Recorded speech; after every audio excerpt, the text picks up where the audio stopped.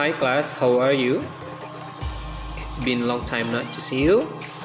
I hope you are staying safe and healthy. And welcome back to English class with me, saya Join Sembiring. Hai semuanya, apa kabar? Saya berharap kalian baik-baik saja dimanapun kalian berada. Sudah lama sekali tidak berjumpa. Dan pada kali ini kita akan kembali belajar di kelas bahasa Inggris bersama saya Join Sembiring. Dan pada video kali ini, in this video we are going to learn about imperative sentence or imperative clause. Jadi kita akan belajar tentang kalimat imperatif yang biasa kita gunakan. Apa itu? Kapan kita gunakan imperative sentence?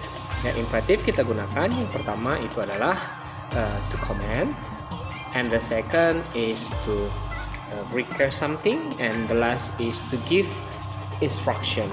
Ada beberapa penggunaan yang lain ya daripada imperative sentence, tapi pada dasarnya, pada intinya kita gunakan pada ketiga ini, yaitu adalah untuk to command, to request, and then to give instruction.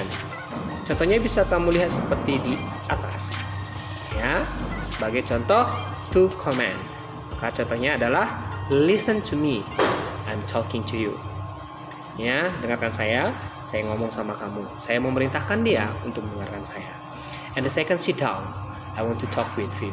Ya, duduk, saya mau berbicara dengan kamu. Ini adalah kalimat perintah. Ya, selain ini ada banyak beberapa kalimat perintah yang bisa kita arahkan. Ya, contohnya ketika kita tidak mau diganggu orang lain, jadi kita bilang don't bother me please. Oke, bisa seperti itu. Don't touch me. Ya, don't be annoying.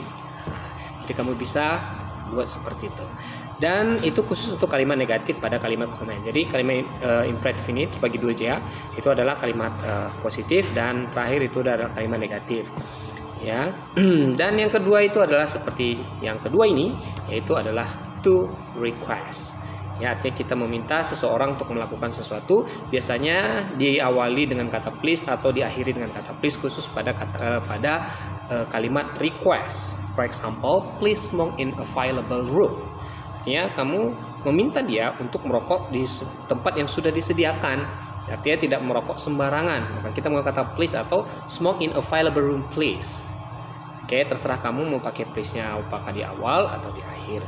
Dan yang terakhir itu adalah khusus ya, ada contoh ya. Ini contoh ada hanya dua serbuat karena kamu pasti sering menggunakan frasa ini, klausa ini dalam bahasa sehari-hari. Bedanya pada kesempatan ini kita pakai di dalam bahasa Inggris. Oke, please brush your teeth before sleeping. Ya, saya meminta dia untuk menyikat gigi sebelum tidur. Oke, dan selanjutnya itu adalah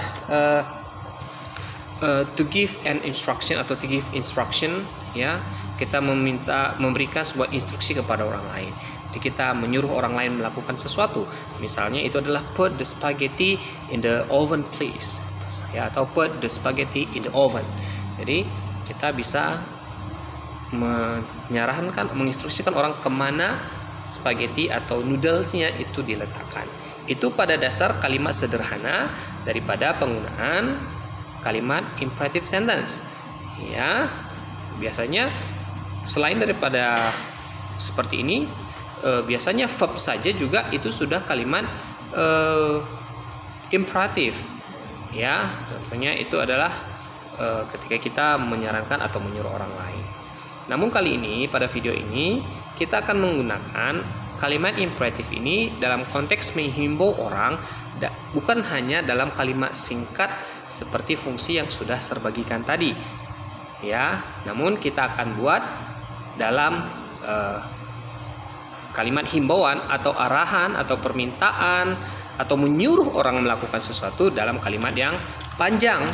Ya, jadi bukan hanya seperti hanya sepatah dua ungkapan saja.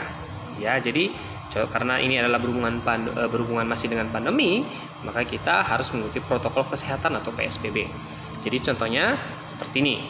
Oke, ini sebuah contoh ya dalam kalimat atau kalimat imperatif yang lebih panjang, bukan hanya satu kalimat, satu ungkapan saja. Yang pertama itu adalah please wear your face mask. Oke, please wear your face mask artinya adalah pakai maskermu. Oke, karena ini berhubungan dengan pandemi. Ya, please wear your face mask every time you go outside.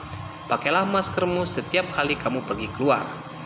Ya, and maintaining enough distance yourself and others at least 1 meters. Jadi kamu tetap menjaga jarak. Ya, saya menghimbau kamu untuk menjaga jarak paling sedikit 1 meter dengan orang lain, antara diri kamu dengan orang lain. And then kenapa? Why? Kenapa saya bilang seperti itu?